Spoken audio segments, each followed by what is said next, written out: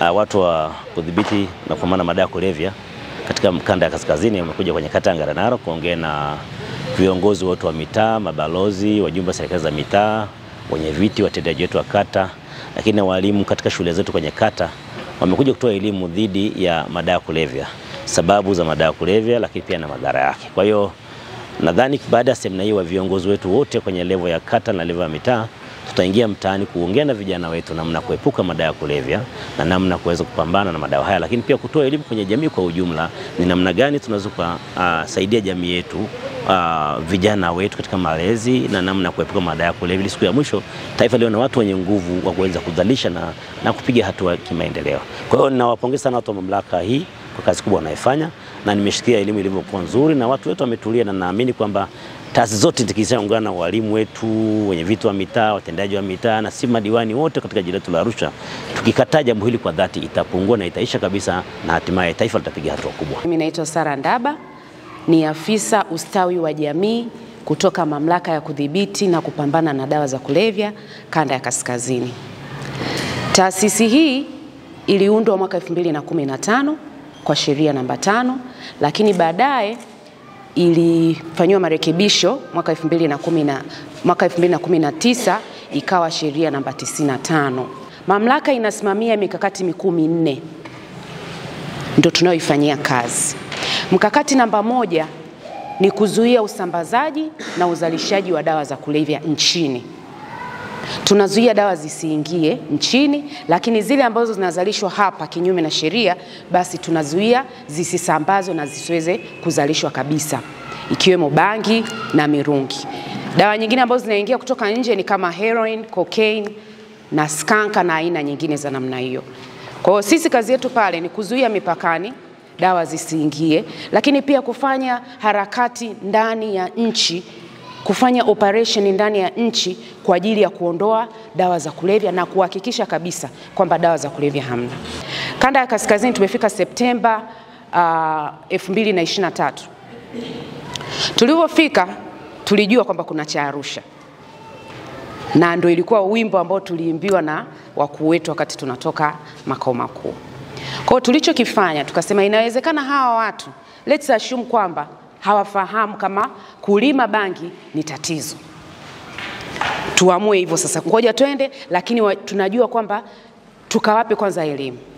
Tulichokifanya tulienda tukaongea na viongozi. Mwanzoni ilikuwa ni mgumu sana kwa sababu wale wenyewe kule wanajipanga muda wote. Sisi tunavyoenda na magari wanatuona wanapanda juu. Sasa magari hawezi kufika mlimani. Nadhani kuna watu wanapafahamu Kisimiri. Ni ngumu sana. Kwa mwanzoni ilikuwa heka, lakini tukasema tunatumia approach gani? Lazima tutumie approach ambayo ni rafiki. Kwanza contain, tuwe nao pamoja, tuongee nao lugha moja. Tukafanya juhudi za kuongea na watendaji, wenye vitu wa serikali za mitaa, wana vijiji, wale wazee walioko kule. Tumeenda kabisa, tumekaa, tumekula nao nyama, tunaongea nao. Walichoamua kwamba nao hawataki hilo swala. Lakini wanafanyaje? Wakaunda sheria zao ndogo ndogo za kukabiliana nao kule kwanza, wenyewe kwa wenyewe, kwamba ukikuta unalima bangi basi utatoa either mnyama au shilingi 500 kama fine, na bado uondoe nini, ufieke zile bangi, ili sisi tukienda kufanya operation tukikuta vile, inamaanisha hata wale wazee nao tutauliza, jamani, hatukuelewana? Kwa hiyo tuliona tuanze kwanza na elimu. Tukafanya vizuri sana kwenye elimu na walituelewa. Kilichotokea pale ni kwamba wakasema changamoto zao, yani wanatuambia changamoto kwa nini wao wanalima bangi badala ya mazao mengine. Tukasema tuwasikilize. Changamoto ni kwamba miundombinu ya barabara ni mibovu. Tukasema sawa. Tukaja mara ya pili, tumeenda ofisi kwa mkuu wa mkoa, tukamuomba katibu tawala, tunaomba wataalamu wako wa maji na barabara, lakini pia wataalamu wa kilimo wakawaonyeshe kwamba ni kitu gani kinaweza kikazalishwa huku. Ilishathibitika kwamba pareto ni zao ambalo linalimwa kule vizuri tu. Basi sisi sio wataalamu wa hivyo vitu, tukaomba wataalamu wa ofisi ya mkuu wa mkoa, kweli tukapewa. Tukaenda tukakaa tena chini, wale wataalamu wakatoa maelezo yao kwamba mpango ukoje katika kuwaletea maji, kuwaletea miundombinu bora na kadhalika. Kwa sababu wanasema nikilima karoti nitapelekaje sokoni? Hamna barabara. Sasa muulize bangi anaipelekaje? Umeona yani bangi inaendaje? Kwa hiyo ndio ilikuwa kama vile excuse yao kwamba tunalima bangi kwa sababu hatuwezi kulima karoti, tutapelekaje sokoni? Kwa wataalamu tukaenda nao pale. Ni juhudi kubwa sana iliyofanyika ambayo mpaka sasa hivi Kisimiri hata kama haijaisha lakini imepungua kwa kiasi kikubwa. Asante. Kwa majina yangu naitwa Mary Abraham Mtego. Natokea kata ya Ngarenaro, mtaa wa mita 200.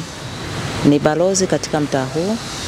Leo nimepata fursa ya kuhudhuria kikao cha semina ya madawa ya kulevya.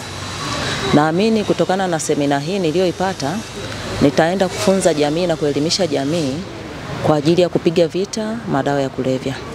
Athari ya madawa ya kulevya ni kubwa sana kwa sababu kuna vijana wengine nimeshawaona katika kata yetu, kweli inaumiza kwa sababu unamkuta kijana amekaa amezubaa, udenda unamtoka.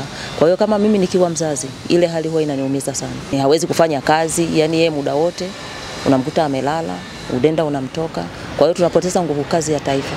Hivyo mimi kama mzazi naumia nikiona vijana wengi wanaathirika na madawa kulevya kwa sababu tunapoteza nguvu kazi ya taifa. Mwinjilisti Moses Emmanuel, natokea kanisa la Mungu hapa Arusha, Ngarenaro. Na wito wetu sisi kama kanisa ni kusimama kuwasaidia jamii, hasa wazazi, ili tuweze kupata kizazi kizuri. Kwa sababu kila mzazi akaweza kuzuia hiyo tabia, tayari tutapata vijana walio na akili timamu na kuwa na watu wenye uwezo wa kusimamia majukumu katika jamii. Na hata kanisa, ndio maana kanisa linapiga vita hali ya ulevi wa pombe, linapiga vita hali ya madawa, kwa sababu tunataka kijana ajitambue, aweze kusimamia familia. Ndio wito wa kanisa.